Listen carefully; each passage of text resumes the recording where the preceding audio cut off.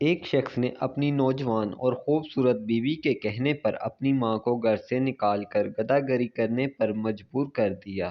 بوڑھی ماں بیچاری ایسے قسم پرسی کے حالات میں 2 دن میں ہی مر گئی۔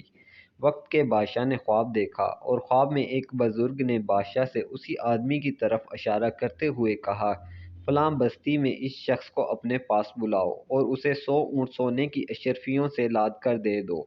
بادشاہ غور کرنے والوں میں سے تھا، اسے پتہ چل گیا کہ اس کا خواب عام نہیں ہے اور کسی بات کی طرف اشارہ ہے، چنانچہ اس نے اپنے دانا وزیر کو اپنے خواب بیان کیا۔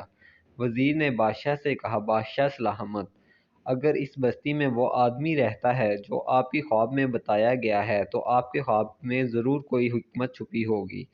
بادشاہ نے وزیر کی بات سن کر اپنے 7 سپاہیوں کا دستہ لیا اور بزرگ کی بتائی ہوئی بستی پر خود جا پہنچا، اور بستی کے باہر درخت کے نیچے بیٹھے ایک بوڑھے درویش سے اس شخص کے بارے میں دریافت کیا۔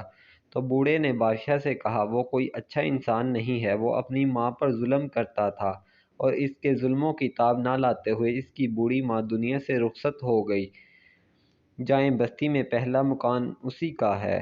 بادشاہ جب اس شخص کے دروازے پر پہنچا تو وہ شخص بادشاہ کو دیکھ کر خوف زدہ ہو گیا۔ اسے لگا کہ بادشاہ اب اسے اس کے اعمالوں کی سزا دے گا، مگر بادشاہ اسے اپنے ساتھ محل لے کر آیا اور اسے 100 اونٹ سونے کی اشرفیوں سے لاد کر انعام کے طور پر دیے، جنہیں پا کر ظالم کی تو لاٹری لگ گئی۔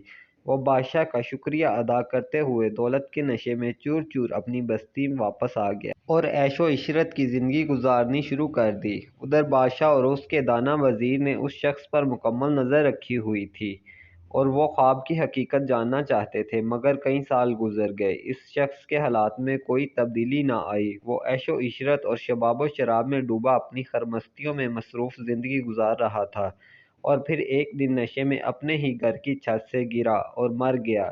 بادشاہ کو جب اس کے مرنے کی خبر ملی تو وہ واپس اس شخص کی بستی میں گیا اور پھر بستی کے باہر درخت کے نیچے اسی بوڑھے درویش سے ملا جس نے اسے اس شخص کا پتہ بتایا تھا۔ بوڑھے نے، جو اہل علم تھا، بادشاہ کو دیکھا اور بولا، جس دن میں نے آپ کو اس شخص کی شکایت لگائی تھی، میں چاہتا تھا کہ آپ اسے سزا دیں تاکہ شاید اس کے گناہوں کی کچھ تلافی ہو جائے، مگر مالک کو کچھ اور ہی منظور تھا۔ بادشاہ نے بوڑھے سے پوچھا، مالک کو کیا منظور تھا؟